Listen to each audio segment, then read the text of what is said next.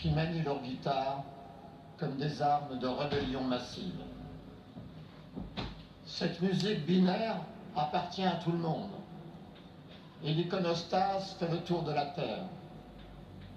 Dans la case France, un seul portrait, celui d'un jeune homme blond, aux cheveux courts, prénom Johnny. C'est un enfant de la balle, un saltimbanque, sans autre racine que la musique. À compter de cette date, Johnny ne cessera plus d'arpenter notre pays avec ses chansons. Cette fidélité du chanteur aux vieilles provinces françaises est l'un de ses succès, de ses secrets. Partout où il passe, il échange sa sueur dorée d'étoiles contre quelques rayons d'une gloire qui dure.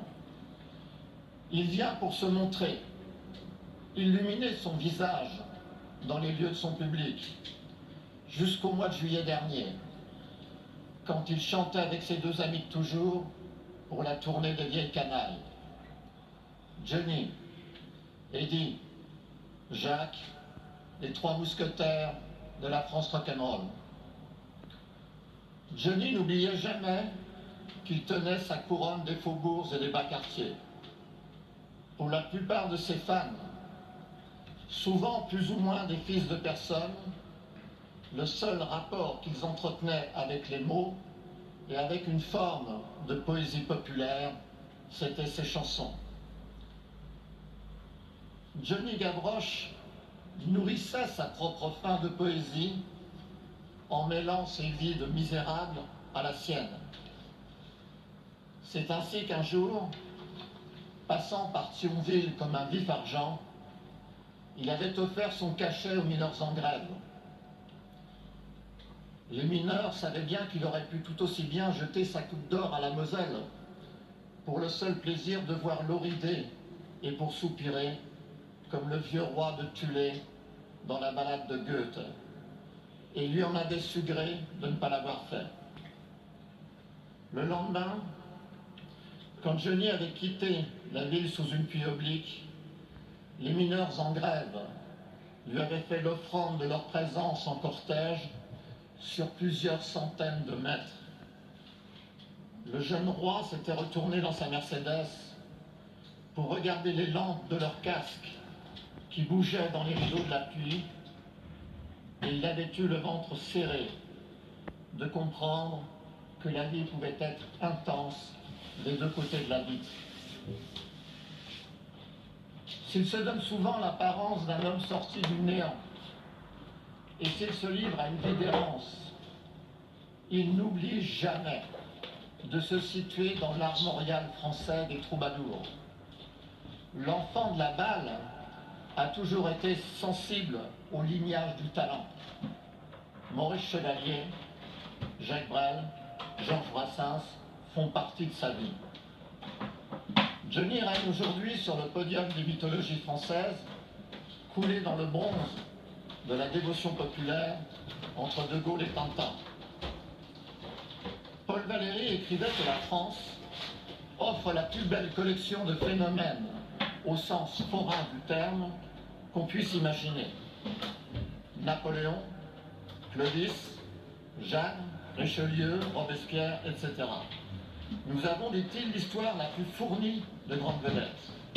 On pourrait en faire une représentation de gala au théâtre français, et une autre pour les gens de lettres, Pascal, Rabelais, etc. Il me semble qu'en notre temps, qui s'est détourné des héros et des saints, Johnny pourrait entrer dans cette parade de phénomènes français au sens forain du terme. Quand je l'interroge sur son rapport à la France, il répond sur le ton de l'évidence.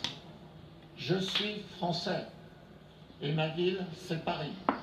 Ajoutant un peu plus tard, comme je suis né catholique et mourrai catholique.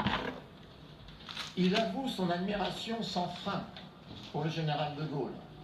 Jacques Chirac est son ami, comme Nicolas Sarkozy plus tard, il dîne avec François Hollande, qui se liera avec Emmanuel Macron. C'est son côté Jean d'Ormesson, l'homme talisman des présidents.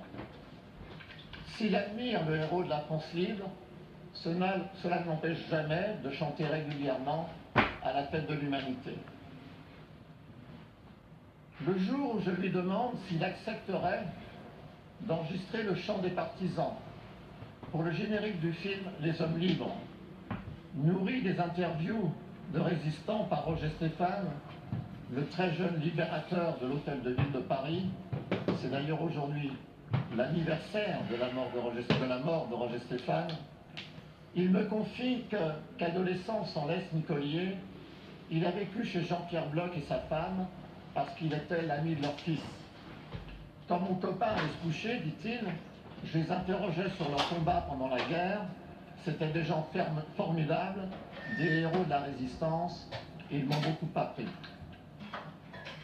En 60 ans de carrière, Johnny avait pris l'habitude de donner aux Français de grands rendez-vous, où ils se renouvelaient leurs vœux d'affection éternelle. Ils se sont ainsi retrouvés au Champ de Mars pour le 14 juillet, au Stade de France pour son anniversaire, mais aussi place de la République, après le Bataclan, un dimanche de janvier. Johnny était devenu le fils sans père, le tentateur, le petit chaperon rouge et le grand méchant loup, l'ange crucifié de la résurrection et du pardon. Le fils prodigue, le vagabond, rocker et troubadour, forever. Johnny nous a quittés. Oui, Johnny nous a quittés. Ce matin, dans les friches de la France abandonnée, comme dans les donjons de l'establishment, c'est le même cœur qui bat pour lui.